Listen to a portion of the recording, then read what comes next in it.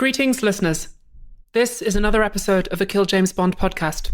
My name is Cleric Abigail Thorne. Joining me is Cleric Caldwell Kelly and Cleric Devon. Greetings. Yes. This week, we watched the film Equilibrium.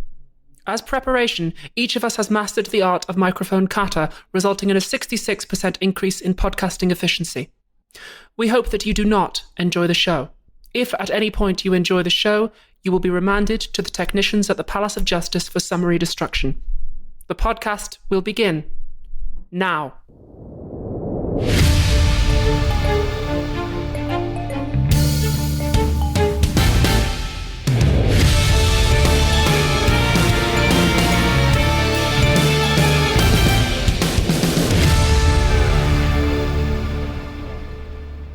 I hate when you do a cold open that's so good it makes me want to do the rest of the episode in the cold open. I think we could keep it up.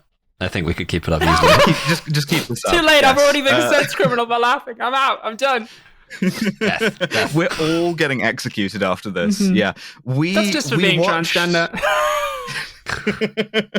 We watched the second best sci-fi dystopia long leather jacket movie about being transgender to come out in the early 2000s. This was your pick, Abby. We watched Equilibrium. I think this film has a lot to say about being transgender. However, unlike The Matrix, I don't think it's saying any of it deliberately. Me watching any film, I think this has a lot to say about being transgender.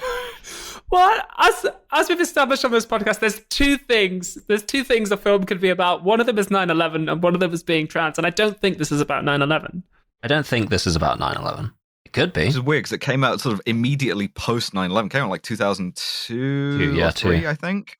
So yeah, it's like in that lull where Hollywood hadn't really had time to sort of mull a cultural response to 9/11 yet. And so so everything was about being trans. Well, that's right.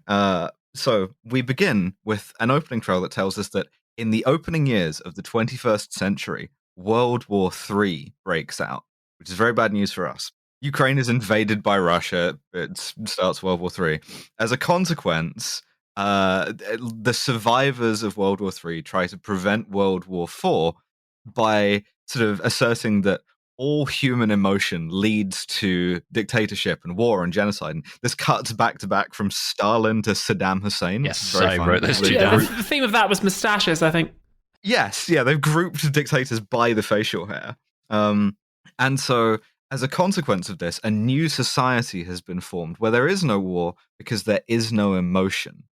People like consciously repress with medication, as we'll see, their ability to feel. However, there are some outlaws in this society, and we begin with a sort of a raid against people who are feeling, who are experiencing art. As should happen to anyone who experiences art, the cops show up and arrest them. Yeah, this film is from that quite brief window of time in the early noughties where you could still show cops as the bad guys. Which is, I was watching this, I was like, oh wow, the police are bad in this. You don't see that as much these days. It's a hangover from the long 90s where sort of like one of the things that proliferated was Ruby Ridge and Waco and like, you know, jackbooted stormtroopers and stuff. What I really appreciate is that all the cops roll up, and because they're like future evil cops, they're all in perfectly black, like 1996 Skoda Octavias or some shit. They're just like, it's all painted black. It's so good. G36 is blacked out squad cars, and it's weird, right? Because they kick the door and they shoot everybody. Everybody's like shooting back. You never see a cop get shot in this movie until some events happen. You never see a cop get shot by like one of these rebels. Despite the fact that there's gunfire going in both directions. Completely ineffective resistance. Just sort of. Yes. We also meet the super cops. That's right. They roll up in an all-white 1996 Skoda Octavia. What they do is they add sort of progressive layers of cops. First, you have the regular cops with guns. Then they bring out my least favorite enemy archetype, Big Armor Guy with the like riot helmet. Sorry, I love these guys shoot immensely. All the armor off of him. I hate a Big Armor Guy so much. Yeah, well, they're awful in like Modern Warfare too, but like they're sick designs in this because they've got this like black leather trench coat, like a black bike helmet, and this like black metal gorget under the fucking legs, which is so sick. Yeah. I love them. And then arriving in a de-logoed and entirely white painted and upholstered Cadillac Seville is our boy, our very own Christian Bale. Oh, Christian Bale. Carrying the movie. A sort of expressionless. He's called a cleric. The vibe here is kind of like FBI-like, I suppose you would say. Yes. In that they're following the like tactical guys in. And as he gets out of the car, a man moonwalks backwards into the frame. I did notice that he does enter the frame backwards, which is slightly unusual. Enters the frame backwards. It's our very own friend of the show, Sean Bean. That's right. Star of the best drop I've ever made. Half of everything is luck, James. And the other half? Raspberry jump! He doesn't really have any lines in this movie for me to add to that drop. But don't get too attached to his character, but I just love to see him, man. These two guys are super cops, like super duper mega cops, even to the extent that like after Christian Bale does the thing he's about to do, there are two other cops who look at each other like, whoa, what the fuck? And they arrive in like long buttoned up trench coats looking like sick as hell. Yeah. This was the coolest thing you could wear in 2002. Also, it's interesting to me, this initial police raid, right? Because a lot like, it reminds me of Brazil in the sense that it's very weird to see a movie that has a genuine horror of what you might sort of call like a SWAT team, right? Because none of us are old enough to remember them not being ubiquitous, but they were sort of like a late 80s, early 90s invention. And so the people who made these movies were like, this is the most terrifying dystopian thing I can imagine. And to us, it's like, yeah, it's bad. We accept that it's bad, but it doesn't like sort of raise an eyebrow in the same way necessarily. The idea that SWAT team might be like something that we could get rid of, or is I know, only goes in one direction. Yeah. But so they fight back these art rebels, and they sort of get barricaded into a dark room, and Christian Bale goes, all right, I'm going to do the cool thing now. I'm sorry. Yeah, it is absolutely seizure-inducing, but it is sick. They blow open the door, and he slides in on top of the collapsed door into total darkness, and then sort of hangs out like Batman. You can see why that casting happened, to prey on their fear for a bit. And then the second anyone tries to shoot him, he engages in, I guess we're calling this... What are we calling this? Gun kata in the movie. Gun fu, yeah. Indeed. Gun kata, gung fu, things of this nature. It's sick, man. I'm sorry. I just watched this fucking movie and I was like, this is so cool. And then a bunch of shit happens. And then there's another fight and I was like, this is so cool. Mm-hmm. Sort of got waylaid. He just kung fu, but with guns. Yeah, he's holding guns. He's doing sort of like poses in order to shoot people like over his shoulder and stuff. I did not care for this, which is strange because I've seen this movie before, but years and years ago, I think as a teenager, and I had your reaction, Dev. I was like, oh, this is fucking sick. And now, I don't know why, I don't know what's wrong with me. Something has like gone wrong because now I watch it and I'm like, oh man, this isn't very good. Yeah, the first one isn't the best. In fact, I think the first time we see this done on screen, it's actually the worst time because they use like slightly choppy editing and like with like strange cuts and stuff. Like fast when motion. when we actually like see it done properly in proper lighting later on, it is sick as hell. But but so he kills everyone. All the other cops are like, holy shit, these guys are cool. That's right. And they find some art. Specifically, they find under the floorboards a bunch of paintings, including the Mona Lisa. Really would have thought that would be like one of the first bits of art they get. That's I would have thought so too. Art. Yeah. it's just hanging out here in like the wastes. I have some thoughts about how this movie thinks of art with a capital A, and this will tie into them later. But Christian Bale is like unemotional, is like, right, burn it. And the two special like flamethrower guys that they just had on deck, who I love the flamethrower guys. That's right. Been waiting around the back for this moment for like an hour. Come in, they burn the Mona Lisa.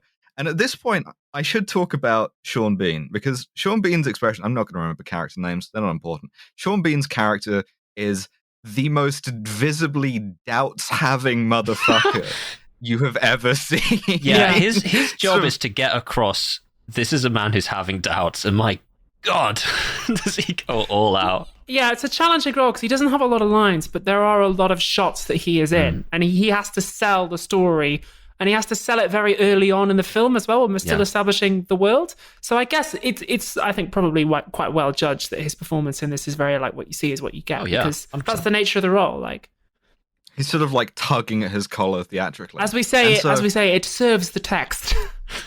No, fucking Christian Bale's just like burn the art, and you can see Sean Bean go, no. Like, speaking of serving, I don't know about that one, Chief. I do want to. I've made a note here about Christian Bale's eyebrows, which are incredible in this film. He's got iconic bushy boy brows. They look so good. Like top marks to the makeup artist who did his brows. Bushy boy brows. Just bringing up an image. 100%. Also, very slicked down hair. That's another sort of feature of dictatorship. Dictatorship is when you have like a lot of product in your hair. That's right.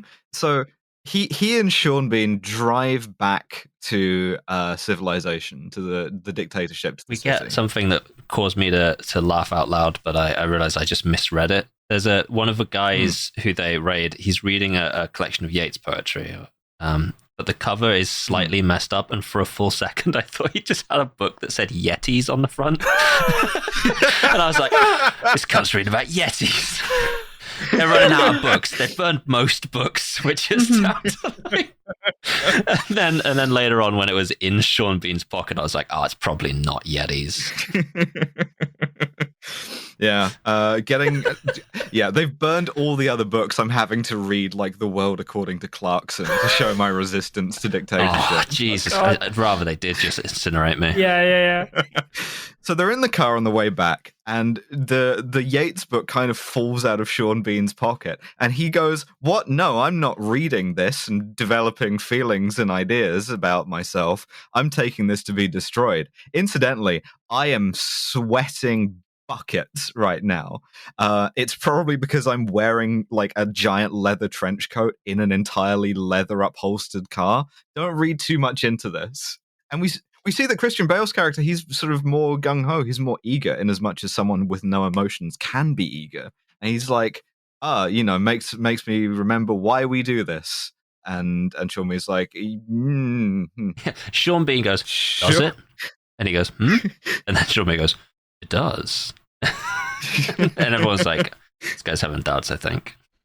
Yeah, so as they drive back into the city, the big sci-fi city, which is behind walls, we see a little bit about like what the world is like. So they live in this country called Liberia.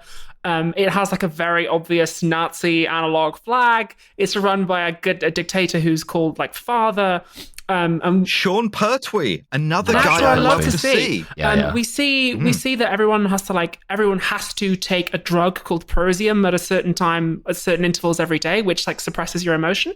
In the most 90s thing, how do they have to administer this to themselves? They have to like put it in a small thing that looks like a gun and put it next to their neck, so it looks like you're killing yourself. It's very on the nose. Yeah, and the vial looks like a bullet. It's not a subtle movie. The name is like also Prozac and Valium. Also, we see that sense criminals, people who feel, because it's like thought criminals, because 1984, are like outlawed and destroyed. You're not allowed to feel emotions. And also children are used as cops to like identify people. We get this like quite shocking moment where there's a crowd of people walking along and there's like a child standing on a platform with two armed men next to them, and the child just like points at someone in the crowd and the armed men just like drag him away, because children can apparently like tell when you've got emotions or something.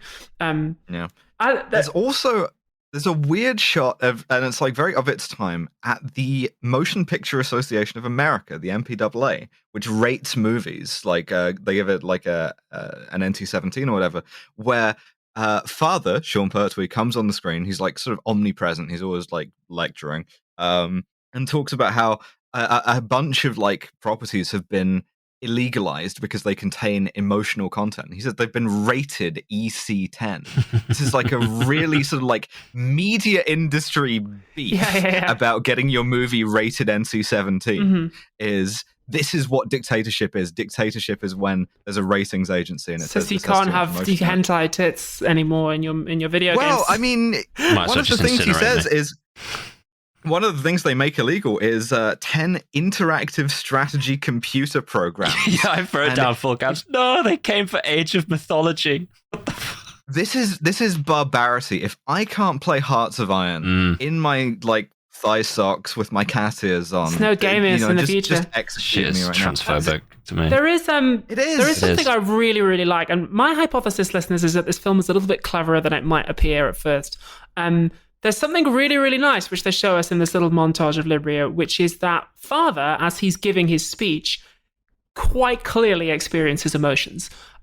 He quite clearly gets angry. He quite clearly expresses pride and contempt. We also see there's a bunch of people standing up and applauding in what is very obviously a display of pride.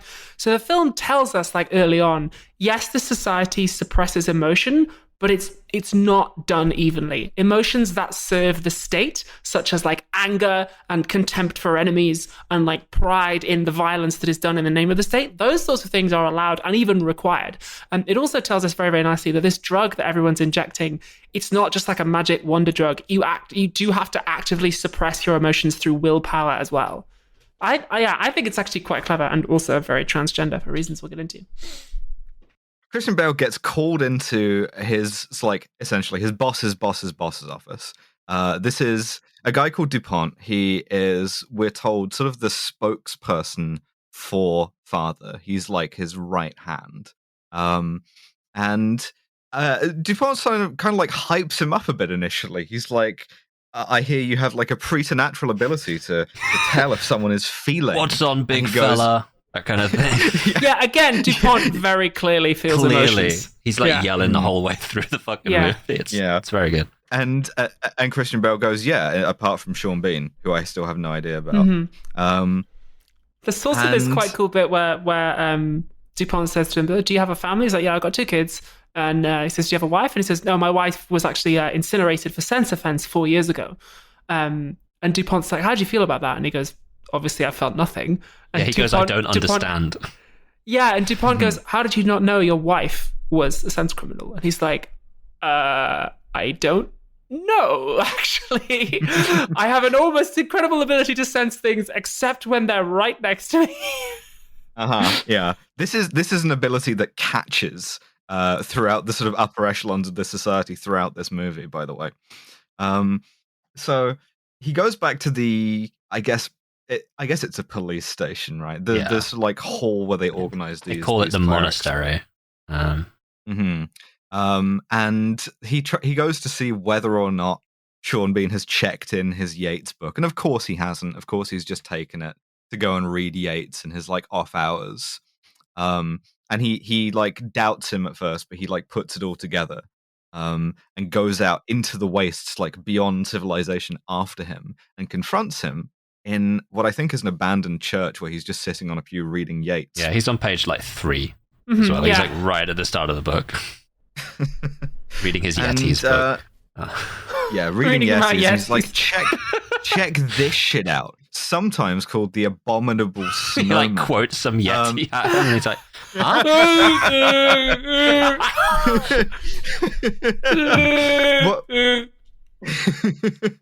What he quotes at him is Yeats's A wishes for the cloths of heaven, which is the one that goes tread softly for you tread on my dreams. And this sort of makes a bit of an impression on him. And he's because they're friends, Christian Bale tries not to kill Sean Bean. He's like, I'll have them go easy on you, even though they both know that that's a lie. And Sean Bean commits suicide by cop. He reaches for his gun and makes him shoot him through the Book of Yetis, the big Book of Yetis. Also, we see at this point Christian Bale has a very cool pointy gun. Alice, what can you tell me about this gun? It's a very cool pointy gun. That's what I can tell you. It's a very cool pointy gun. Yeah, reminds me a lot of the very cool pointy gun from RoboCop, a better movie about the same ideas in part. We should just watch RoboCop next time. Actually, you should just watch RoboCop. Yeah. Genuinely, though, actually, that's there was my a point where I wrote down in this movie. There was a point where I wrote down in this. What are you? Some sort of a robot cop? Robot cop? Yeah, Robot Cop, the Cop. Robot Cop. Operation Robot has failed. I'm afraid, sorry, it does have to be RoboCop 2, owing to the rules that we have. I've never seen RoboCop 2, but okay. You know what? I actually quite like RoboCop 2. Okay. So just envisioning a better movie. So yeah, he kills Sean Bean, and he leaves, right? And his new partner, who has immediately been assigned to him, picks him up, and it's Taye Diggs, Taye another guy I love Taye Diggs, to man. see. Yeah, I love his performance in this. He's so good. He's Again, really, really also good. very clearly experiencing emotions. So many. This is the most emotions-having ass motherfucker in the movie. Yeah, he's very ambitious, and he's like, I'm going to make my career with you. He's also, I don't even like men, but my guy is very handsome. He's cute. He's a good-looking man. I'll take you away for that. And he's like, you're not feeling any emotions about this, are you, Christian Bale? Christian Bale is like flop sweat at this point. Christian Bale is like wiping his forehead off like that scene in an airplane. He's just like, oh no, I'm fine actually. I think it's cool. I think it's based. And that's right. He goes home, and his creepy little Hitler son. Yeah, my fucking Nazi son. I hate my Nazi child who calls me by my first name every time instead of dad. He goes, hello, John. His Nazi John. child who is training to be a cleric. His son is like, John, I saw one of my friends at school crying today. Should I report him? And Christian Bale is like, yes, unquestionably. He goes to bed, and because poetry has a way of getting inside your head, he remembers the Yeats poem, Tread Softly, because you tread on my dreams. And it like sort of it wakes him up into this sort of like memory of the time when his wife got arrested, where they come into the house and they're about to drag her away. Weirdly, because Americans cannot give up on this idea of like, if you come into my house and touch my wife, I'll kill you, sort of thing, even in an emotionless world. He doesn't accept this. He like grabs one of their guns and like breaks some of their fingers and like holds them at gunpoint until they explain that they have like a warrant for her arrest or whatever. And then he's like, oh, okay, fine. I feel no emotions about Also, she kisses him and he doesn't really know what to do about it. He's just like, huh? Yeah, it's sort of cribbing a bit from, weirdly, the movie Pleasantville, in that if you've got emotions, you're kind of in color. If you don't have emotions, you are color graded gray. And so she's quite like pink and like full of life, and she kisses him and he gets like a little bit more color in his cheeks, and then she gets ripped away and all the color like fades out again. It's not a subtle movie, again. It really isn't. So he wakes up, and he's getting ready for work. He puts his little like bullet full of Prozacium on the corner of his like bathroom counter. My favorite, sort of like, I love the Prozacium so much because they went to call it something else and found out that was actually like already a registered drug name. It was going to be called Librium, and Librium is a real anti-anxiety medication, and they have to ADR it. There is one point later on where Taye Diggs quite clearly does not say Prosium, and it even goes like fucking ADR. Like, they had to change it in post. It's good to me. But he knocks it off the bathroom counter and smashes it, so he can't inject it. And his like little fascist boy is like, "What are you doing, John? Father, why have you not injected your drugs yet?" He doesn't call him father, no, he calls him John. Sorry, like, John. And Christian Bale is like, oh, I knocked it off the counter, like, silly me. And like we see that like accidentally on purpose. Straight away he's like, he kind of goes, I took it out before I brushed my teeth. Like, I never do that. Also regarding the Nazi child, at one point at the end of the flashback to his wife getting taken away, like John looks down the hall and sees his two kids standing there, and like the Nazi child is just like fucking emotionless face. And I was like, kid did it. 100% kid did it. Yeah, kid reported it, yeah. Kid reporter. But and the child is like, you must go to the fascist chemist and replace it immediately. And he's like, yes, unquestionably, I will do this. So he goes to the fascist chemist, but much like Britain, it's a fascist society where nothing works. Yeah, and also so you can't get drugs from the chemist. Yeah, they're like, oh, we apologize for the inconvenience due to supply chain problems. The next shipment of Prozacium will be in like 6 to 8 Meanwhile, weeks. there's like 20 cisgender women just getting it over the counter next to them. Like fistfuls of it. Yeah, if anyone wants to sorry, we only have patches. Fuck up. If anyone wants to experience the effect of being browbeaten into doing fascism by a child, try being a teacher in the UK right now, because holy fucking shit, the younger generation are all very right wing. I hate to say it. Oh yeah. TikTok and Tate, I'm afraid. It's running rampant. It's some fucking. I didn't experience that. I was volunteering today with some trans kids with gendered intelligence who were all like super communist. Well, a trans kid probably is going to be quite communist. I'm talking about these like wee bastards who like get served a lot of Tate on TikTok. genuinely, TikTok is like, we need to do something about that website. It's one of the worst things you can show a child, I think, because the unfiltered TikTok pages, it's grim. It's cool how we're making kids homophobic again. So the terrifying child is has clearly reported his compatriot. Circumstances have conspired against Christian Bale getting his repressor medication. And Taye Diggs shows up and is like, "Hey, you ready to work? You got your thing, right? You're definitely not feeling any emotions." The flop sweat intensifies. The fucking seat back is like a waterfall at this point. Every scene with just these two actors in, it's always like Taye Diggs like, "Hey, bud, experiencing any emotion?" And Christian Bale going, "No." They do genuinely, yeah. They do a raid on a woman's house. This is Mary. We'll meet her more later, but they raid her house because they think she's hoarding art. There's a moment where she tries to attack them. Christian Bale grabs her and holds her in front of a mirror and is like, "Look at you," and is trying to shame her. And we get this very unintentionally transgender shot where Christian Bale is holding her, looking in the mirror, and then sees himself next to her, and is visibly kind of shaken by this experience. And my notes just say trans. Yeah, fuck it, I can read it that way. Maybe I shouldn't be a cop. Is his feeling as the text intends? I suppose. I also wrote, always love to see Emily Watson, perfect actress. Yeah, love her a great deal. Yeah, for sure. And they find her secret art room because every cunt has these. Everyone in the world just has behind a wall a hidden room full of art. They all look chairs. Broadly the same. They're all behind the mirror. That's a good idea, actually. Yeah, and so that's a joke for us listeners. And she tries again to commit suicide by cop. She tries grabbing a cop's service weapon. And Taye Diggs is about to kill her, and Christian Bale saves her life. He pushes him out of the way with his gun carter, and plays this off as we need to interrogate her to find out who the resistance are. This is his one playbook, and he uses it the entire movie. He's like, "But what if we want to talk to them after what if we want to get information?" And everyone goes, "No." It's a fair point. Yeah. Fascists very much known for wanting more information. That's definitely what they're about. That's why they do what they do. So in the evening, we see that he doesn't take his Prosium. We don't really know why, but he has a nightmare, and he wakes up and is visibly scared. And then we get another fucking trans ass scene.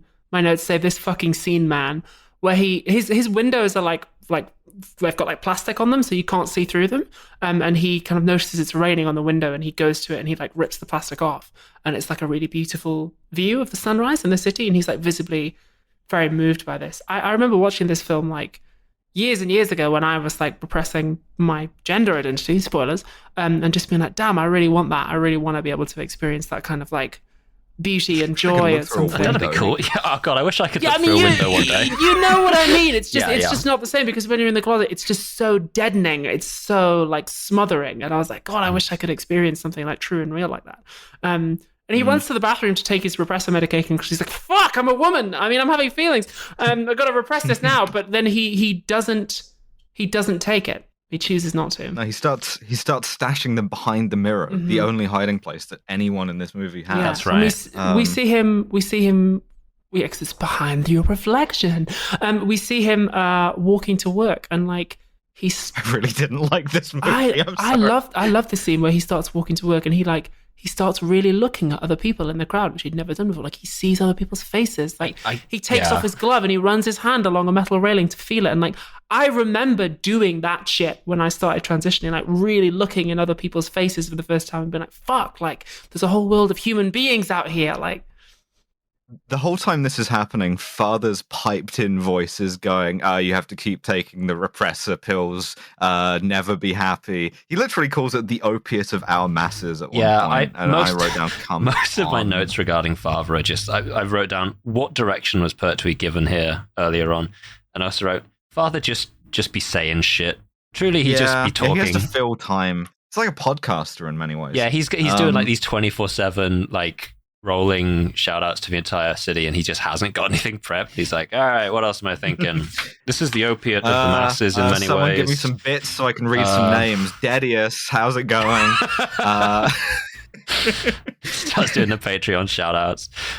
5 tier 1 subs from Jackernaut. This entire movie is carried 100% by Christian Bale, because he's putting so much into this performance of a guy experiencing emotion for the first time. He's good. It's true that this film is very on the nose, and it's not subtle. I would say it's like pitched at the same level as an episode of Philosophy Tube is, which is like you're trying to do stuff with big ideas, but at the same time, like the audience watching this like might not necessarily have like seen a lot of stuff like this before. Like it's definitely meant to be like, you know, an action film with a brain rather than like brain first. You know, you should do more gun carder in Philosophy Tube. Actually, I'd love to. Actually, that's true. Should look into that. So he goes to work, and like Brazil, like 1984, like that one Apple commercial, it's kind of all three of these run together. Everyone has the same desk. In what's either an intentional reference to Brazil or just unintentional sort of like convergent evolution, everyone has the same desk toy, like executive desk toy, little balancing thing on their desk. Dictatorship is when you have desk toy. I think we're clear about this now. Shit, I didn't even have a desk toy. Me either. Got a lot of Gundams. But he feels sort of like he feels suffocated by this. He feels, you know, I'm the same as everyone else. I work in this big cubicle. Again, sort of dreams of the 90s, right? Now you don't even have a fucking cubicle. And he starts rearranging shit on his desk, putting stuff in different places. Whereupon Taye Diggs rocks up to be once again like, oh, you're not feeling stuff, are you? This is all Taye Diggs does ever, and he's really good at it. Like he just walks into the scene and goes, hey, bud. Any emotions? And Christopher goes, I'm just rearranging these for efficiency, actually, thank you. How you feeling? Nothing. How you feeling? Fine. Fuck. And Taye Diggs goes, it's time for the same scene a third time. It's time to start some more killing. Yeah, they go on a raid. Once again, the art guys shoot back. One thing that's really funny is the cops are getting shot at this whole time, and as they're getting shot at with gunfire in the distance, one of the cops comes up to them and says, "Intelligence says they're all fully armed," which is great. My favorite line in the movie. Also suggests the same thing. Yeah, but the cops are never in danger. The cops never get shot. Christian Bale spends this entire sequence having the like, "What have I done?" moment like every 5 seconds. Staggering around. They find another secret art room. Christian Bale listens to some Beethoven and cries. I'm going to talk about the art now, because he breaks into yet another one of these art rooms. And the art in all of these rooms is like old coffee advertisement posters, war bond posters, old desk toys, hi-fis. There's a Newton's Cradle in one of them. All of it is so twee and so trad, and it's a total inversion of the way that dictatorships have tended to feel about art, whether that's the Nazis or whether that's, you know, the USSR and socialist realism or whatever. It's a movie that's too scared to use any art that's confrontational to make its point. He's never going to break open a wall and find like an Otto Dix painting looking at him, because this movie hates modernism and it hates modernist art. And so all of the city is like brushed concrete and like steel and all of these modern forms, and this realm of like comfort and like an art and feeling that belongs to sort of like tweedy, like it's a very conscious decision to use a Yeats poem that isn't political, that's from the beginning of his life when he's like simping for Maud Gonne and like writing her poems or like please step on my dreams. It's genuinely so uncontroversial, and it's the opposite of the way governments think about art. That's a really interesting point, actually. It would have been much stronger if he'd opened the secret art room and he'd found like a recording of Jordan Gray playing the piano with her penis. Like, well, I can get worse. I can get worse with this. Well, like one point he like runs his hands over like an old hi-fi system, and it's like what this is telling you is like, one day, Americans, all of this shit in your house could be dangerous to big government. And it's like, it is dangerous now, at the time that you make this, because you kill and kill and kill to have these things and to like retain these things. And maybe fucking Mr. Equilibrium Man is onto something. Maybe I've talked myself around and we should all be on Prosium. Well, the thing is that when you show me a group of guys with long hair wearing like scarves and beanies, and they're all in a room looking at like a cigarette advert from the 1970s and going, I wish we could go back. That is me I'm seeing me in this film. So in many ways, actually, I quite like it is funny that like the concept of like like the resistance in this is just like a bunch of dirty guys stood looking at like the Mona Lisa, right? Again, a totally decontextualized, because it's just like that's the art, right? That's what people know. It's just there it's because not a that's good what painting. art is. It's just a famously stolen painting. It's just what art is. Like it's like if you like Google art, I'm pretty sure the Mona Lisa is going to be page 1, result 1. Yeah, one art, please. I guess you're right. It would have been better if they'd used sort of more confrontational art. I mean, you can say that it's like it goes to your transgender theory and that the Mona Lisa is like cryptic and feminine, but other than that, it doesn't really seem to make much impression on him. What does make an impression is he listens to some Beethoven, and we get essentially the same bit that The Lives of Others does later on, which is Lennon and the Appassionata. Like he's like struck down by the music, and this is something that I really like. I think it's well acted. Oh yeah, again, Bale carrying the entire fucking movie. Yeah. Also, he drops a big snow globe, which is Citizen Kane. Fine, whatever. They find a dog kennel, and then they find a dog kennel. Oh, this is the point where I was just like, oh, right, I fucking get it. Like, when they were just like, what are these beasts for? Let us kill them all. And Christian Bale goes, no. And then they go, what do you mean, sir? And he goes, I mean, go ahead. And I was like, all right.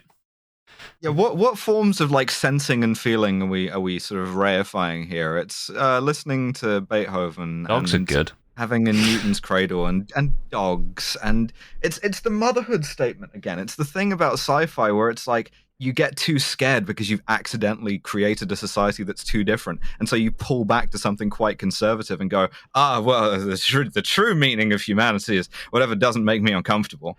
What would have been good? What would have been better is if it had been over the course of this film he was finding out that he was gay. Yeah, that too. He was like, if he found some like really gay art and was like, all right, I'll do the drop now. So later on, there's a bit where he gets arrested, and I've marginally edited this, but this is the line. Vice Counsel, this man is guilty of having relations with a female. Yep. Yeah.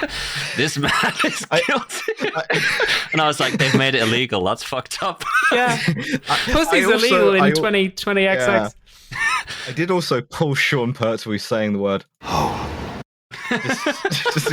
just in case anyone wanted that. So the cops are standing around, and as cops are wont to do, is like, we got to kill all these dogs. But Christian Bale when the alphabet boys turn up to shoot your dogs, turn right. We did it, baby. Full circle. Put it back around. That's you right. weren't expecting that. And he like in full flop, so it's like, no, maybe should save the dogs. Maybe we should interrogate the dog. Oh, I don't get, fuck it. And then, but just in case you don't fucking get it yet, a puppy comes up to Christian Bale and he holds it up to his face. And I'll be honest with you, it's a very sweet puppy. I did spend the entire scene going, oh, look at a puppy. It's awesome, Bernard. But it's like, oh, okay. I understand the point you're making. He rescues the puppy and is just like, well, we should have some of these animals tested for disease, and they're just like, oh, okay, cool. For a second, I thought you were experiencing some emotions. I briefly came back around on Sean Bean's performance here because I'm like, oh yeah, of course you'd be bad at lying if you're like not repressing your emotions for the first time in ever. It's like when you realize you're trans and suddenly like I have to just like tell everyone in the world and like go out dressed ridiculously because you go through the pink cloud. It's what happens. But no one else seems to notice. Yeah, and at this point I wrote, it's like poetry, it rhymes. Because he does all the exact lines that Bean did at the start to his new partner. He's like, I'm taking this in for processing. I'm definitely not going to read any of this poetry. We also get a scene where he goes and asks Dupont. He's like, why are we just executing people now? I thought we were supposed to arrest them. of like resistance lib, because at one point he's like, it's against the law, and Dupont has insane. Like, listen, sunshine, the law's what we fucking say. You live in a dictatorship. You know this. It's not like what moral authority do you think the rule of law has when the people don't have any control over what it says? Like, come on. I stopped taking my fucking suppressing medication. It has turned me into a resistance liberal. Might as well just incinerate me. I gotta be honest. So he goes and he watches Mary, this woman who's arrested, on the security cameras for a bit. There's meant to be like a sort of a burgeoning sort of quasi one-sided romance thing going on here, but it doesn't really hit. Yeah. And then he takes the dog out, like, back to the site of the raid to try and let it go. Yeah. And he gets pulled over by the cops in like a traffic stop style situation. Where there's a brief comedy of errors about whether or not they're going to open his trunk and find the dog in there. Not great. It's not phenomenal. Like, it's just like, it's silly. I wrote down that it was like the way, because this inevitably breaks into a gunfight, right? It's sick. To be fair, it is sick.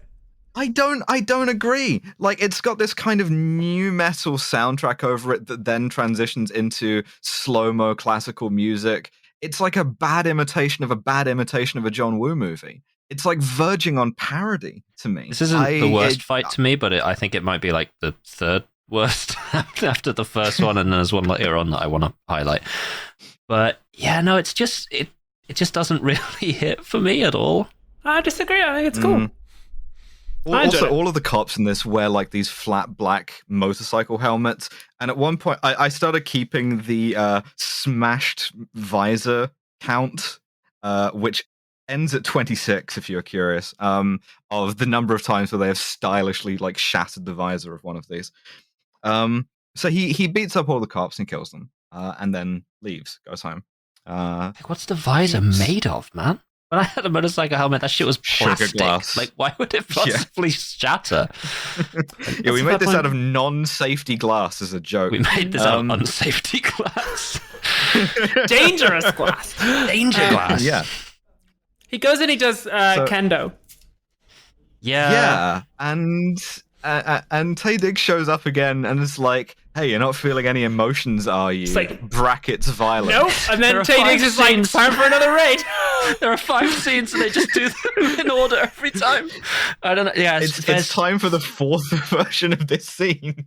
I'd hate to be like sort of cinema sins about it, right? But they do the raid scene a 4th time. They do. This is my favorite version of the raid scene, though, to be fair. They spend a lot of time, yeah. Their deal is they're going to kill the rebels on sight now, and Christian Bale tries to save some of them. He's like, go on, get out of here. And they don't trust him. He does do the Batman voice, which is quite fun. He says, no, they're like, no, it's a trick. He'll shoot us in the back. And he goes, if I was going to shoot you, I'd shoot you in the face. Run. It's good. It's good fun. And then like he helps them escape. He does like kung fu pistol whipping on some guys. This is the worst fight I've...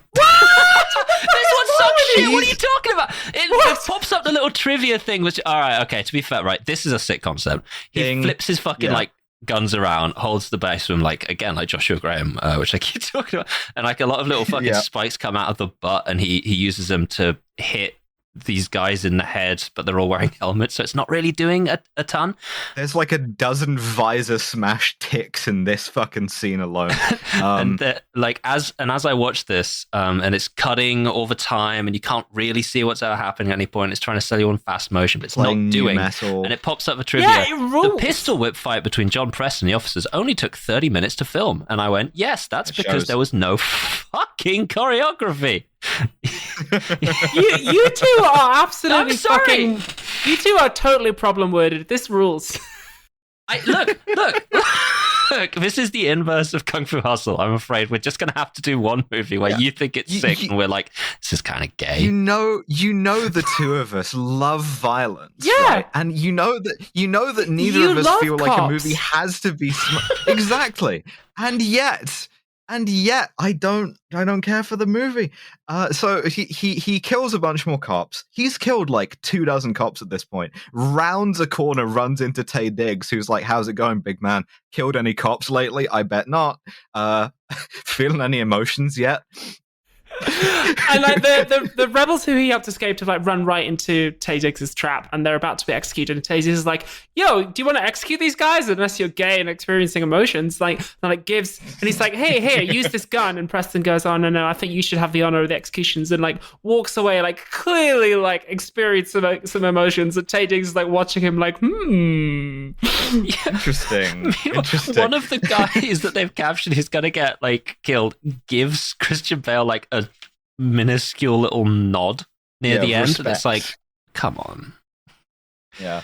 So he goes to interrogate Mary again. They have, I should say, this is one of the other scenes that they do 3 times, is they're in the interrogation room. He's like, "Oh, it's good to not have emotions." And she goes, "No, it's good to have emotions." And he goes, I will think about this very deeply. He also, he goes to look at Sean Bean's body, which strangely does not have a bullet wound in his face, but whatever.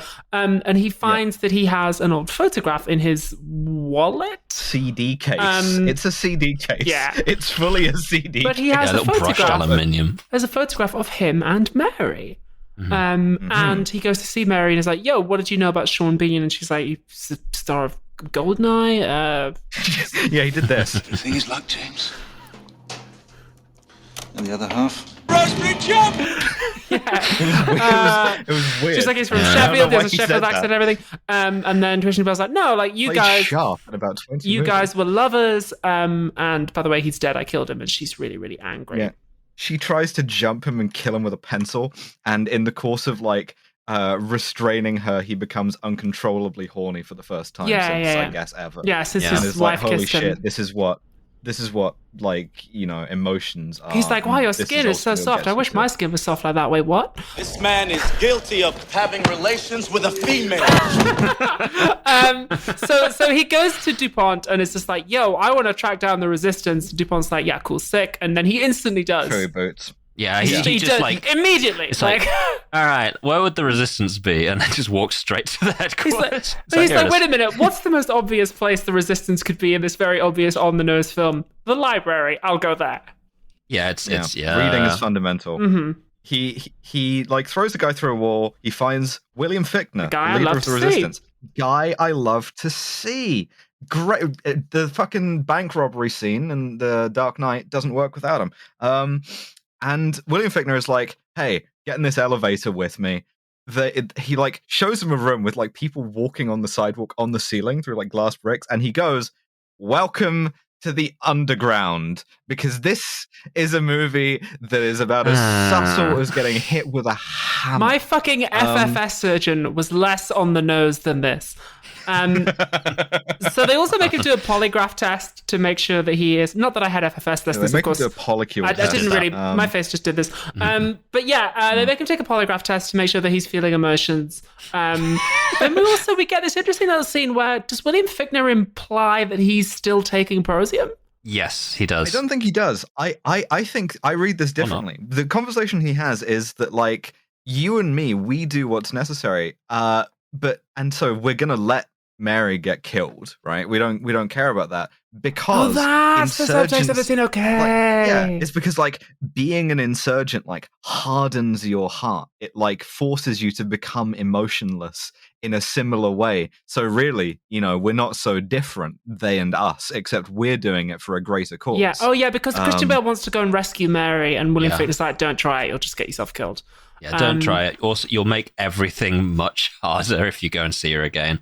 I do want to bring something up because I've just remembered, and this is something that I'm very excited about. The third or fourth time that they do the raid scene, the scene kicks off with like a car driving through a massive wall of barrels. Yes, it does. It's fucking great. I wrote, It's like fuck my barrels. Fire truck. Yeah, it is. It's one of they use a lot of airport shit in this. Hanging out. They're literally hanging out in the red barrel room talking about their passwords. And then later on, at this point, later on, he locks in a door that isn't closed, which I thought was very fun. when he's having a little chat with the librarian, he like turns the lock and you just see it stick out. So he at this point, Dupont like summons him to his office to be like, "You're a naughty little boy. Are you having emotions?" Because I am. Yeah, he just yells throughout the entire scene. Like, this guy's you got having emotions. Hang on, this fucker's got some emotions. and sort of like sweating, he's like, "No." And Dupont goes, just what I wanted you to think. Yeah, I absolutely believe you. This was a test. I'm very clever. Mm-hmm. He feels stupid. bad. He goes and he tries to save Mary from being executed because he feels bad. He's too late. Also, for some reason, they give her a sick red hood to be killed in. Yeah, this is your like execution robe. Yes, worth it for the drip. I remember this scene where like they put her in a fucking incinerator and like the thing counts down and she gets like incinerated. I remember this as being better and scarier. But now I think I must have been thinking of a better movie. And I can't think what it is now, but someone tell me there was a dystopian future movie where they like herd a bunch of people into the big incinerator at once. That's like cribbing the same That's the island. visual language. You're thinking of the island, yeah. Oh, okay. I did find this scene quite effective because Preston fails to save her and then he breaks down and cries in the street. And I remember this film like really affecting me and like scaring me quite a lot when I was like an egg, when I was in the closet, because I was like, this is all I have to look forward to in the future, is just being this kind of dead-eyed motherfucker, this like destroying other people, like hurting people around you, like being a weapon. I mean, maybe this is just me speaking to my experience of sick leather jacket. Yeah, I do in fact still have my sick leather, like I'm not feeling any emotions jacket, which has my grenade pins on from when I was an army cadet. I've still got it. But I was like, my own experience of being in the closet was very much a kind of like, men are the gender that is the weapon. Like, we are the thing that has to kill. This like ties back to the army cadets thing. Like, we are the thing that has to hurt other people, and that is the only thing that we can do. And like, I've said the role of men is to close with and kill the enemy. Yes, exactly. And like, I've talked about this on the channel on Philosophy Tube before, but one of the things I used to like really fear was like turning around in a crowded space and like bumping someone and hurting them, because I was just like, all I can do is hurt people. And so the idea of like being nurturing or caring or comforting, which I agree are very like stereotypically female things, but is something that is like an emotional space that is easier to access as a woman, and also that people expect and view as legitimate more when you're a woman. Yeah, like this film did scare me a lot as a kid, because I was just like, well, this is all I have to look forward to, is like repressing myself and like eventually hurting the people around me. So I did find this scene quite affecting, even if it's not as good as The Island.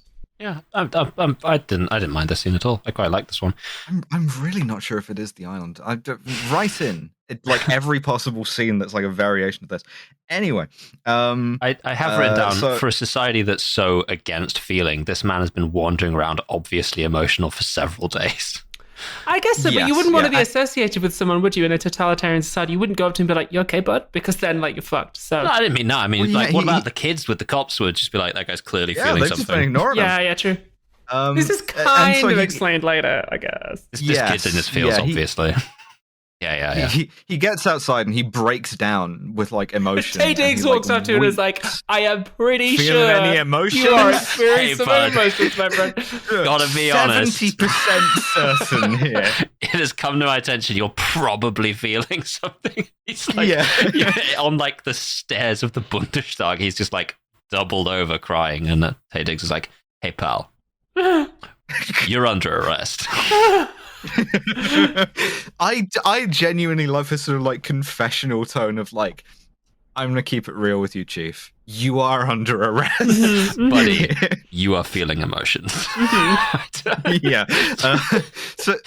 So he drags him in front of Dupont, and what we get is a sort of a he doesn't drag him in front of Dupont right away. He showboats a little first. He drags him into the building. Him. And then, like, gathers all of the, like, normal guys around and goes, check this shit out. And then... He goes sort of, like, yelling, I don't have any emotions, unlike this guy. Brackets emotionally. I'm not feeling emotional. However, this guy is. Yeah, because it ties into the idea that, like, you are allowed to feel some emotions as long as it's, like, contempt for the enemies of the state, right? Yeah, I guess so. But so having done so... Yeah, and that's where you get he's been getting she, her pussy, sir. This man is guilty of having relations with a female. Which is a weird thing to introduce this late in the game, right? Because where'd that come from? he had a wife. Yeah, like what? He must have had where some did kind of kids come relations from, brother? What are you talking about? Like, If the you kids were are just asked about IVF, it. why does he have a wife? What is the purpose All of you him had to having do a wife? was drop in another word there, just like having like unauthorized relations with a female. Yeah. This man is guilty but so of having relations with a female. We might need to save that drop for future use, I think. Oh, I'm holding on to that it. drop's going to outlive this movie in my memory. So Christian Bale, then he gets up and we get a sort of last second piece of courtroom drama. Yeah. Which I wasn't Insane really Hail Mary expecting. from Christian Bale here, who just goes, actually, this guy's emotional. Yeah. Christian Bale literally just goes, no, you. Gaslight, gatekeep, Because Christian Bale boss. Tay Diggs says, "Oh, like check the trace on his gun. You'll find that he killed all those cops the other night." And then Dupont Why is didn't like, they do that already? "Yeah, you think you do that straight away." And then Dupont is like, "But I have just in fact checked the trace, and it was your gun, Tay Diggs, that did it." And Tay Diggs is like, "Oh, he must have swapped them. Like, look, I'm carrying his gun now. It has his name on it." And they're like, you suck. Take him away." No, they're just, and Christian Bale is just like, yeah, of course you've got my gun. You disarmed me when you arrested me, mate. And it's like, and then you get me when I'm having an argument online, which is when Tay Diggs is getting taken away. He goes, I'm not feeling. He is the one who's feeling. This is a I'm not mistake. seething. I'm not I'm not owned. coping. This guy's owned. It's not me. I'm I'm not owned. I'm not away. owned. I insist, as I am slowly dragged to an incinerator. One detail that I like about this is right before he like fucks him over like this, Christian Bale winks at him so quickly you might miss it. Which I like. Yeah, because Diggs winked at him earlier. That's nice. So Dupont, the most seeing through Christian Bale motherfucker in this movie is like, oh well, of course we want to exonerate you. We should probably search your house, behind your mirror, things of this nature, just to make sure there's not the a one bunch of those location pills back there. anyone in this movie hides something. We're just gonna go straight for your mirrors, mate. yeah. I'm gonna be honest. Just to make sure you don't have anything to hide. Christian Bale here looking like the most has something to hide man. There's even a bit where he goes to his house and the cops are outside and they're like, "Sorry, sir, we're just searching your house. It's just a formality." And he goes, "Excellent. I have nothing to hide." And then literally the next scene is him like legging it up the stairs like 4 at a time. It's really good. And he gets outside the house like around the corner and then just like does like a deep breath. This is like what I mean when I say that this guy's carrying the entire fucking movie. But then he like power walks into the house as they're searching it, goes straight to the bathroom. So all the cops in there must have been like, "Damn, he must have really needed a shit." And he like pulls over the thing and like it's none of his hidden drugs are there. Where could they be? And the door opens and closes behind him, but we don't see who it is because it's his Nazi son. And I wrote, "Oh, my Nazi son." Who is not, after all, a Nazi son, but has been secretly off his meds along with his daughter as well, and who have been like aiding and abetting him without him even noticing. Which is My two notes are: I hate my Nazi son, and then like seconds I wrote, "Oh, never mind." Yeah, I love my Love my Nazi son. Love my Nazi son. So at this point, Christian Bale says, "Yo, if I bring you the resistance, all of them, could I maybe like have an audience with father and I'm allowed to bring a gun?" And they go, "Yeah, cool." So 100%. Christian Bale makes one phone call and immediately all the resistance are arrested. And knowingly, William Fichtner is like, "Yeah, cool, sick plan, bro. As soon as you kill father, like we'll strike." So that happens literally in like 10 seconds.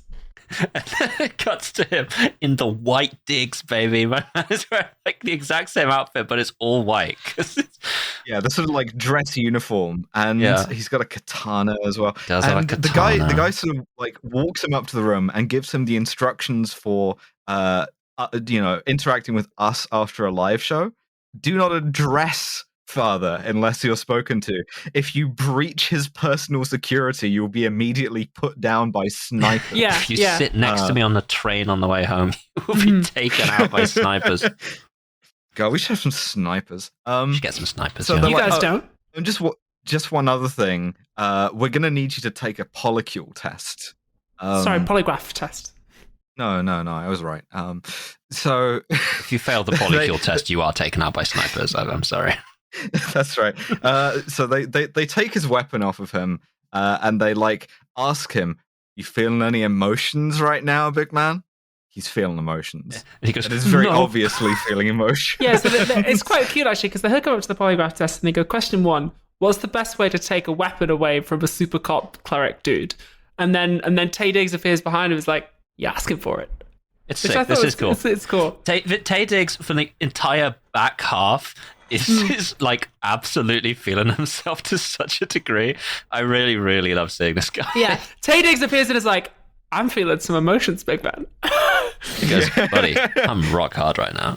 Yeah, the emotions I'm feeling are that we tricked you and you're a dumbass.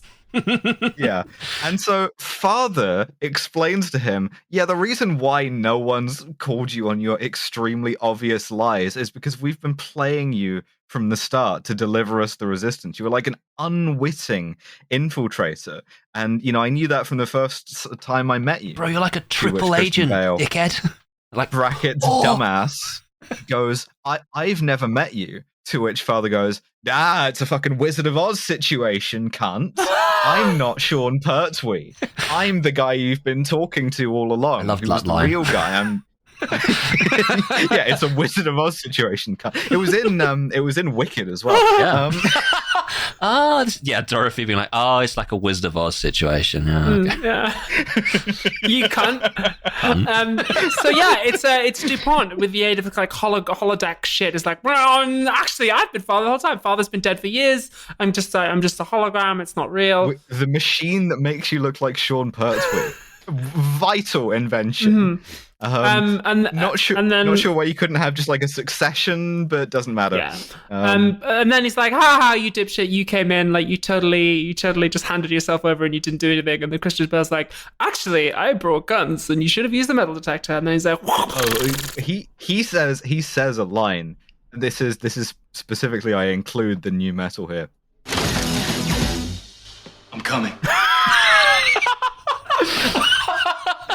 You stand accused of getting her pussy, Christian Bale. How do you plead?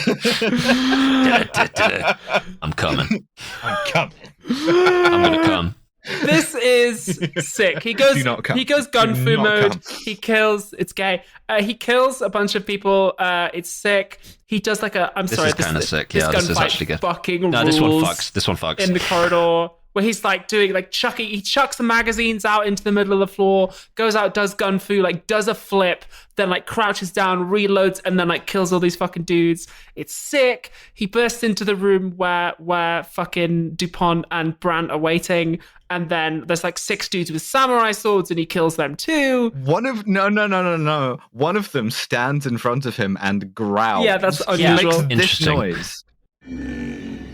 Yes, it's slightly strange. We'll need to very much boost that one. I don't think we will. That's the level that it's at. It's normalized. He just very quietly just goes like. These are like the elite guards, and then Christian Bale kills them with a samurai sword. Cunts. And then it's quite funny actually at this point, like Tay Diggs and Dupont are just damn, this guy's sick as hell. Yeah, I was like, rookie error actually, because like he gets surrounded by all these guys who have like the samurai swords around him, but they stand so close to him that he just like reaches out and takes the samurai sword out of the guy behind him's holster. Yeah, they wouldn't have had room to draw pointed this. Forwards. So he just goes, zoop, thanks very much, kills them all very easily, and then we get what I think is the funniest thing I've ever seen in my fucking life. I love this bit so much because Tay Diggs, like, Dupont goes, get him. And, like, Tay Diggs is like, all right, boys, it's time for the big man. Fine. All fucking, he, like, all entrance movie. Music plays. You've been getting ready for the fucking big man to come in here. He takes one of his swords and he delivers a sick, nasty line. He goes, mind the uniform, cleric. I'm looking to be wearing it for many years. And then he gets fucking annihilated in like 3 seconds. I feel sorry for Tay Diggs actually that he didn't get to have a fight. He is killed instant. This is me as a video game boss. It's like I have the entrance theme, I have the music, I have the long tracking shot of me. One hit point. It's the bit right at the start of Doom Eternal where they're introducing the enemies. Like the imp comes in and gets like an introductory cutscene, and then he takes one bullet to kill. It's literally just happening. We're like, oh my god! All right. Dupont goes. Uh-oh. He cuts off his face. Yep. In like a not very good bit of special effects, his face falls off. Let it go because it was sick. Whatever, I don't want to see that in a good special effect. I don't want to see a realistic can get guy's too face much getting cut off. FFS. And then we cut back to Dupont, who's just sitting at his desk like, sitting his head like, seems oh I've damn, made she doesn't look good. Her head looks too small for her body. They took too much off the drawer. He just cuts his face up. Bro looks like the fucking the guy in Attack on Titan who just like drags his face along the ground. Anyway, Dupont's like, yeah, it looks good in selfies, but when you see her in person, it's just strange. Have we ever had any indication that Dupont knows how to fight? We have not. Have we ever seen him fight? We have not. Why would we need to? Logically, he must, I'm afraid, because you've got the guy that it makes sense to have the final fight with gets dispatched easily. So obviously this guy has to be able to do it. I think it's a fun subversion. Or not subversion. The result is what I would describe as a sort of a gun slap fight with a guy with my build, which is, if you're curious, not athletic. Yeah, it's cool because it's so surprising that Dupont like gets up and starts whipping ass. Like he's like having this like incredible gun fu fight with Christian Bale, and it's like, how the fuck has this guy got the moves? It's great. No, it fucking goes, man. It's so good. It's very, remember that guy on YouTube, the like Detroit Threat Management or Threat Reduction Center, the guy who like teaches you if a guy has a gun pointed at your face, you just slap it away, kind of thing. It's very much like that. He's got me, or does he? You know, did I do it with like gun? No. It's so fucking sick. And then anyway, Christian Bale wins and disarms him, and then Dupont's like, "You can't kill me. I've got fifis." You can't kill me because society. There's a fucking painting behind him as well. It's the painting is Consequences of War by Peter Rubens. Again, it's like, okay. This film is very on the nose. Society. That's why it's fun. It's fun, like it's good. It's like the bit in fucking oh my god, which Ryan was it? Shadow Recruit. Where the dude's just got this massive Napoleon painting in his fucking room. It's like, I'm a lot like Napoleon, if you think about it. If you're going to be unsubtle... Feeling like a Russian Napoleon. If you're going to be unsubtle, you've got to be cool about it. 100%. At least. I really like the last like 2 scenes of this movie. I genuinely quite like them. But so Christian Bale is not buying it. He shoots him. No, he repeats the line that fucking Sean Bean said. It was, I'll pay it gladly, and he gets shot. Like, you have to at least give it its dues. You can't. I do like Dupont's death, where he like tries to keep standing up and is like really shocked, and then just like falls over dead. It's good dying acting. Oh yeah, if I'm ever asked to die, many times actually in my mentions, but like on screen, if I'm ever directed to die, I'm gonna chew that scenery, baby. Dying is difficult. Like, it's a difficult like thing to have to act. I found it very difficult when I tried the first time. I remember having to do it on The Prince. Still it. I remember we had to have. I remember on The Prince, like I had like our fight choreographer had to like teach us had to teach me in particular, my character, like how to die and like have it be emotional and like have it be affecting. Like it is very difficult to do. Yeah. Oh no, God, no! I believe you because I've seen bad ones. Yeah. So like I know. Oh my God, I know. Yeah, so he kills Dupont. He goes out to the window, sees that the resistance is blowing up all of the factories for all the testosterone factories. Yeah, the testosterone factories. I really like this shot in particular, just the one of like the city, because it's all like early CG or like matte painted, and it kind of looks like Metropolis to me. I find it to be quite good. Yeah, I think this is the peak of visual effects as far as I'm concerned. You shouldn't be doing anything with computers. As far as I can be bothered. There's like one door opening that they do with a computer, and it looks pretty solid, actually. I liked it. Yeah. And then we see that the kids are fine, the dog's fine, the resistance show up and shoot a bunch of cops. Yeah, so finally you get your cops being killed. Yeah, and then we see Christian Bale smile out of the window, and that's the movie. That's Equilibrium. I remembered it more fondly the first time, and if it had just lived in my memory, I would have been quite positive about it, but I had to rewatch it for this and I didn't care for it. I think you're wrong. I think it's sick. I think it unintentionally has some cool things to say about being transgender. Namely that you should allow yourself to feel emotions. Because like, or is that just such a basic piece of self-realization that anything you like coincide with it when you realize it for yourself feels profound? Yeah. Shut up. How about that? How about you fuck off? Yeah, I agree completely. Shut up. I agree completely, but also I like it. Like, it's fine. I don't mean to be. It's a criticism, right? That's like I don't begrudge this being like Blorbo from your shows, right? I don't begrudge you having affection for this.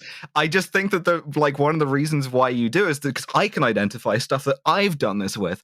It's that like stuff that might be remedial even just on its own merits, I associate it with me having those big realizations. And you look at what it's actually saying in the absence of, you know, my personal realizations about myself and my ways of living, shit like that. And it's just like Society. That's true. I acknowledge that, like, objectively, if I take my prosium, then I will not feel as fondly about this film as I do. But since I have stopped taking my prosium, listeners, I would say if you haven't seen Equilibrium, I would say it's like pretty short. Like it's fun. It's got some cool visuals, and it's like worth checking out. Like, look, I'll hit the halfway point between the two of you and be like, it was all right. I quite liked bits of it. I thought bits of it were very stupid. Yeah, it's very, very on the nose. But again, like, and I mean this sincerely, it's on the nose in the same way that a Philosophy Tube video is, because it's pitched to people who like maybe haven't engaged with those ideas much before, and it's like, you know, it's like very arch. Like that's just part of what it is. Like, out of all of the movies that I've watched for this show, this is one of them, and it's the most recent one. I would say if you want to watch a movie about kung fu and guns and wearing a cool long leather coat and, you know, confronting someone who's dressed in the entire opposite color palette from you while they explain how society works, and it's also about being transgender, watch The Matrix. They did that on purpose. They did that on purpose. It's not as good as The Matrix, but it's not. I mean, I think it's worth checking out. Yeah. No, I think it's fine. At some point, masculinity, do you reckon? At some point, we should do an episode about The Matrix and just not mention trans stuff at all. That would be quite funny. The very cisgender film series, The Matrix, and that's Equilibrium. So, you know, what did we learn from this? What does this say about masculinity? What does this say about Society. I think this says about masculinity that masculinity is an essentially deadening force. That it requires men to kill a part of themselves constantly and to ultimately hurt the people around you, that it's not good and you shouldn't do it. Yeah, no, you're right. And that is true. I like how the kids are like just not taking it. And it's like, that's just part of it. They're all on TikTok. They're all on damn TikTok. Like, Andrew Tate's like, hey, we don't take prosium where I'm from. We just drink sparkling water. You taking still prosium like a peasant? Taking prosium with your dodgy mates. Well, this has been another bonus episode. A little bit of housekeeping just before we end off. The vault from the last free episode has been granted a Kaufman star for being. Nothing has Kaufman'd us harder than the vault. Of this non-human Doctor. recipient of an award, I think. And also, we didn't mention this, but the vault is like a freestanding shipping container. So if you're imagining like a cool door in a wall, no, it's way naffer. Right. Yeah. So our next mainline Way Naffa sounds like a fucking Star Wars character. Way Naffa was a Biff musician. Is that Way Naffa? He's a jazz musician. Way Naffa is like a Star Wars football player. Our next mainline, our next mainline Man from U.N.C.L.E. episode is One Spy Too Many. Our next bonus episode, whose turn is it for Must be Devon's, because I it's jumped mine the queue and it's with RoboCop 2. Thank you. Okay, brilliant. It's RoboCop 2. Continuing our future cop theme. We're not going to watch RoboCop 1. We're just going to watch RoboCop 1 is 2, a good movie. Just watch it. And then I'm going to totally derail that with my bonus choice after that. So thank you for subscribing. If you do subscribe. If you don't, maybe you can. I don't know. I'm not the boss of you. If you've got the dollars. You don't get anything for subscribing right now. We're putting them all out for free. But hey, if you've got some money burning a hole in your pocket, if you've enjoyed me not appreciating movies, then yeah, just do that. Meantime, we'll see you next time. Bye. Thank you for listening to yet another episode of Kill James Bond. Next week on the free feed, which is the feed at present, it's one of the movies. I think it's One Spy Too Many, and you can leave in me not knowing. But after that, it will be RoboCop 2. I might ask around if anyone wants to guest on that one, but at present, we don't have any plans for that. At present, you don't have to give us any money, but some people choose to do so, so it would be rude of me to not still read out their names. Our £15 and above patrons are Christine Fox, Amanda Comet, Hawks Winchester, Gustavo Lira, Jack Holmes, Paint McCalla, Thomas Oberhart, Nick Boris, Yarrick, Nate Omori, Harriet DeCock, Corios, the Commissar formerly known as Jen, Library Hitman, Beef Crime, Benno Rice, Jonathan Gerdes, Callan Burney, Max Gaimanhart, Jack Drummond, Kit Devine, Kentucky Fried Commie, Jay Martindale, Hell. I need to actually check how to pronounce Lysamesh, but I never will. Jonathan Siegel, Tarp O, Big Titty Goth Girl, Mothman, George Rohack, Trip, Harrison Fuller, Charlie Out of the Closet, Alex, a trans robot, All Plus a Rajan Warm in Florida. Again, really don't understand that. Oh no, that's another name with... oh God. I've psyched myself out about it. Ronan, why not? Violet Cybra, Zoe Shepherd, Turfs Eat Shit and Die Alone, Elizabeth Cox, Danny Potter, The Spy Who Got My Nose, Finn Ross, Quinn Valeri, Alfredo, Big Old Boy, Rail Leal, Wolfie, Al Irving, Lucy Keeley, Millie, Josh Simmons, Lauren Bastin, and Robert Greensmith. Thank you for helping me pay my bills. Kill James Bond is, of course, Alice, Abigail, and Devon. Our producer is the wonderful Nate Bethea. Podcast art is by Matty Lubchansky, and our website is by Tom Allen. Yeah.